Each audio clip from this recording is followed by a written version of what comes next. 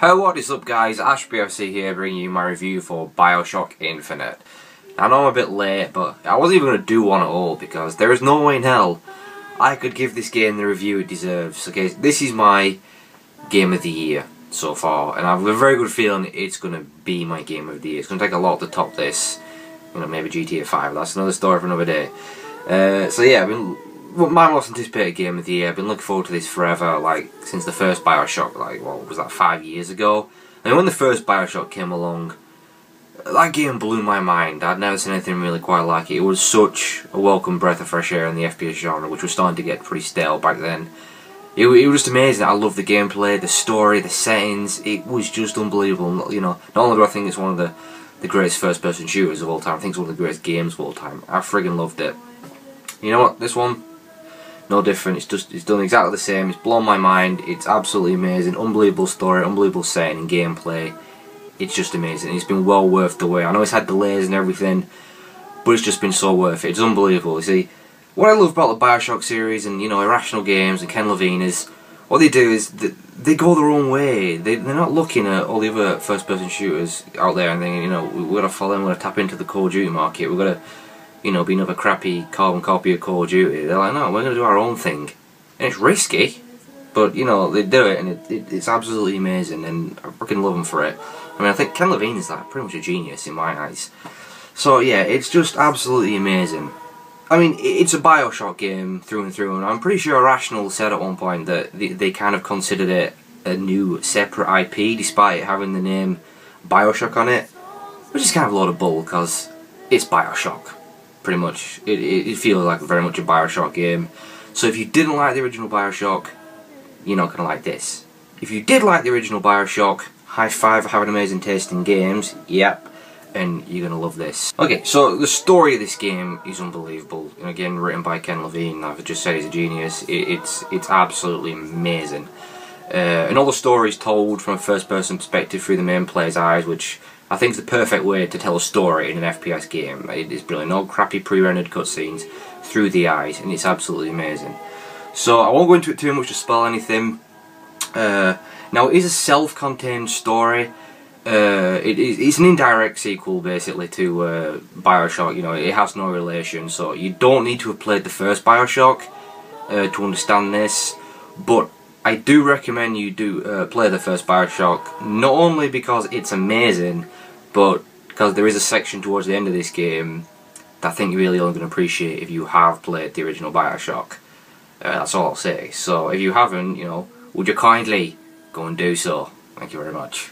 So yeah, so the game takes place in Columbia, which is a city in the sky, which is polar opposite to the original Bioshock game, which was set in Rapture down below the ocean. And it looks absolutely amazing. At first, I thought Columbia was always going to be amazing, but I thought, you know, it's not going to be as good as Rapture. But in the end, I think it's as good as Rapture. It is absolutely amazing.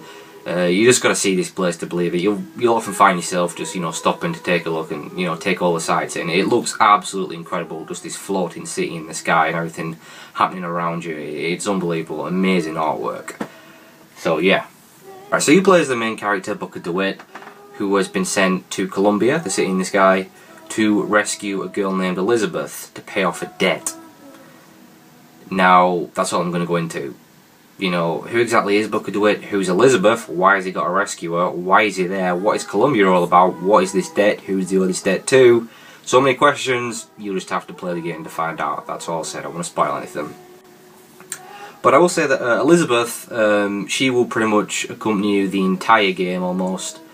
You know, she's not like, you're not escorting her anywhere or anything, you know, it's not like a pain in the arse, she's not like a little sister, you're having to protect her and stuff, you know, she's AI controlled and it's really good, and she's there basically for the story. She's very integral to the story, she plays a key role in the story, you know, she's a very, very interesting character, and the relationship between Booker and her is very interesting, and she actually helps you out as well. She'll sometimes throw you ammo, she'll sometimes throw you various items, and she'll throw you money sometimes, and she'll unlock things for you. She's like a little lockpicks that you can get to help you out. So yeah, she's not a burden whatsoever. She's a very good character. So overall, yeah, the story is amazing. It is heavily, you know, religion themed, and it does touch on some other kind of controversial subjects like sexism and racism. But you know, it's all done in good taste. Nothing to be offended about, I wouldn't say. But yeah, there is a big twist at the end of the game, which will catch you off guard and will probably wow you. But it is hard to kind of understand. I'm sure a lot of people will end up being confused by this, but I like that, man. Stuff that gets you thinking, yeah, that's all good to me. It is, like I said, an outstanding story. But of course the gameplay as well is what, you know, makes Bioshock Bioshock, not just an incredible story. Yeah, the gameplay is as good as ever. So much fun. Just so many different ways to dispose of your enemies, and so many really cool enemy types as well. You've got all sorts of crazy looking enemies. Like you've got an enemy called the Crow that has a big casket on their back that, you know, is surrounded by swarms of crows. You've got all sorts of weird stuff, like you've got like heavy hitters and these handyman characters, which are, I suppose, they're kind of like the equivalent to your big daddies. Pretty intimidating dudes, but yeah, all sorts of wacky, eccentric character types, really cool. But like I said, many different ways to dispatch of them. Of course, you've got all the different various weapons, like shotguns and handguns and like RPGs and all those other, you know, weird weapons with a Bioshock twist to them. And of course all your powers, which are in this game called Vigors, which are equivalent to your plasmids in the original Bioshock, which are so much fun, you know, setting your enemies on fire, electrocuting your enemies. There's all sorts of cool stuff. I think there's 8 overall, but when you unlock them all, they're all there at your disposal. There's no more having to switch slots, you know, go to a machine, which I thought was a real pain in the original Bioshock. Yeah, they're all there and you can switch between them at will, which is a ton of fun. You know, like I said, there's a few variations of it. There's a water-based attack, a fire attack. There's one called Murder of the Crows, where you can like send out a swarm of crows to peck your enemies to death. There's one called Return to Sender, where you can put up a shield to catch your enemy's bullets and other fire and then fire it straight back at them. That's really cool. And one of the new additions is the Skylines, which they are used for like transport from getting one place to another, but they're also mainly used for combat. You'll find them in like big combat areas, and you can just ride around. It's just fun enough just riding around on these things. But yeah, they can come in handy with combat. So you know, you can glide around on them and shoot enemies below. You can jump off them and land on enemies, sometimes giving it an instant kill. You can shoot enemies that are on them off them. You can attack enemies that are on them, knock them off. You can also use it as a retreat if you're kind of getting a bit overwhelmed. You can use it to get to higher ground or lower ground. Yeah, it's just, I love the Skylines. They're just so much fun. And also the Sky Hook as well, which is another weapon, which is what you use to attach to the Skylines. But you use that as a melee weapon, and you can just club your enemies over the head with it. And it also has an execution finish move as well, where if you injure an enemy to a certain point, you can finish them off in a few different ways. Like one, you might be able to break their neck, or two, stick it in their face and grind away and then send their lifeless body flying. And yeah, it never gets old. So much fun, and it's pretty brutal as well, and I like that. But yeah, there's so many different ways to take on your enemies. It's just so much fun. And it has, you know, a really good ending as well. I thought it was a brilliant ending. That was one of my problems with the original Bioshock, is I think it lost some steam towards the end. They threw in a boss fight at the end, which I didn't like, and yeah, I didn't really enjoy the ending that much. You know, this one, there's just the one ending. There's no boss fight. There is a bit of a sort of final battle area, but it's not really a boss fight. And the endings, you know, it's all story related, and it you know, like I said, it's got a big twist, and it gets you thinking. You know, it's a game I think that sticks with you and leaves impact, which, you know, not a lot of games can do. So yeah, I was absolutely, you know, blown away by this game overall. Brilliant gameplay, brilliant story, amazing ending, not a dull moment.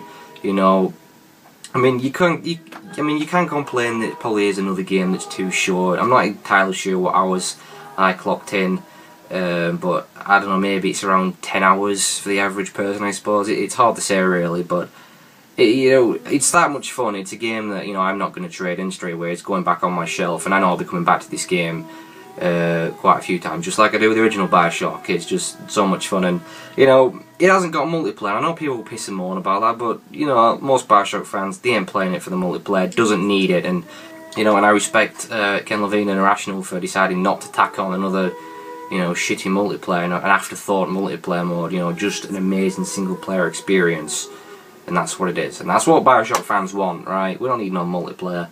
Yeah, and I'm going to leave it there because, you know, I could have gone into a lot more detail, but, you know, I don't want to spoil anything. That's the main thing. I'm scared of saying, you know, something to spoil it. You got to, you know, this is an experience. You got to go play it, you know. Yeah, like I said, it's amazing. It didn't disappoint me whatsoever. Lived up to all my expectations. My game of the year. Could end up staying my game of the year. And like I said, such a welcome breath of fresh air in the ever so stale FPS genre. Just amazing. Absolutely amazing. Loved it so goddamn much.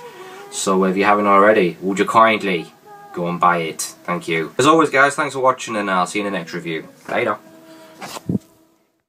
Are you afraid of God? No. But I'm afraid of you.